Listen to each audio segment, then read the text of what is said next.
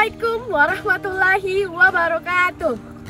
Alhamdulillahirobbil alamin. Wassalatu wassalamu ala asrofil anbiya'i wal mursalin Sayyidina Muhammadin wa ala alihi washabihi ajmain amma ba'du. Halo sahabat MI Al-Fatah, kembali lagi dengan saya Ustazah Wa'ode Nurmusina. Pada kesempatan kali ini saya akan membahas tips untuk mencapai tujuan atau goals. Pasti teman-teman atau sahabat MI Al-Fatah punya tujuan atau goals hidup, bukan? Sama seperti saya. Untuk mewujudkan suatu goals, kita harus menerapkan kebiasaan-kebiasaan atau suatu proses untuk mewujudkan goals atau tujuan kita itu sendiri. Nah, saya pernah membaca buku yang ditulis oleh penulis James Clear yang mengatakan bahwa goals dan proses atau sistem merupakan dua hal yang berbeda. Untuk goal sendiri adalah hasil yang kita inginkan, sedangkan sistem merupakan proses yang akan membawa atau mengarahkan kita kepada tujuan tersebut.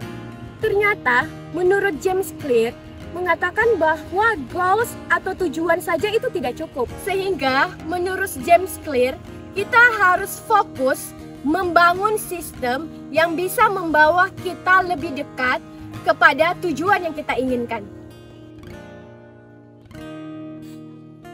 Selanjutnya, saya akan membagikan kepada sahabat-sahabat Al-Fatah 3 insight untuk mencapai goals and membuat habit kebiasaan untuk mencapai tujuan atau goals ini.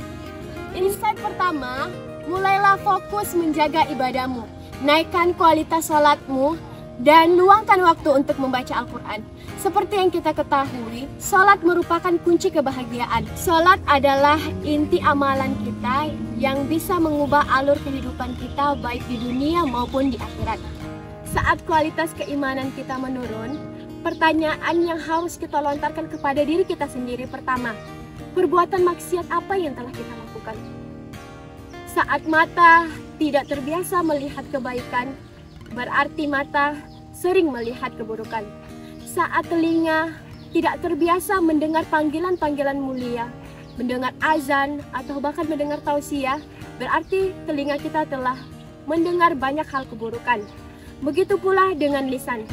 Saat lisan telah terbiasa mengucapkan hal-hal yang tidak baik atau keburukan, maka turunlah juga kualitas level kebaikan dari lisan kita sendiri. Apa yang kita harus lakukan? Yaitu dengan melakukan hal sebaliknya. Apa itu maksud dari hal sebaliknya? Pertama, kita harus membiasakan mata kita melihat hal-hal kebaikan, telinga kita mendengar hal-hal kebaikan, bahkan lisan juga kita harus membiasakan untuk mengucapkan hal-hal yang mulia atau yang baik. Dengan melakukan kebiasaan-kebiasaan yang baik itu akan mengembalikan hal-hal yang baik yang ingin kita tingkatkan dari kualitas keimanan kita sendiri. Insight kedua, berani mencoba melakukan hal-hal baru, terutama hal positif untuk perkembangan diri. Salah satunya saya beri contoh dari kehidupan saya. Akhir-akhir ini saya sering membaca buku. Awalnya itu susah, tapi saat saya menggunakan trik ini, saya bisa memulai kebiasaan dalam satu hari 5 atau sampai 15 menit untuk membaca buku. Jadi, buku saya simpan di samping tempat tidur saya di atas meja. Kenapa saya simpan di sana? Sehingga sebelum saya tidur, bahkan saya bangun, saya langsung teringat dan melihat buku itu. Sehingga saya mempunyai tanggung jawab untuk membaca buku.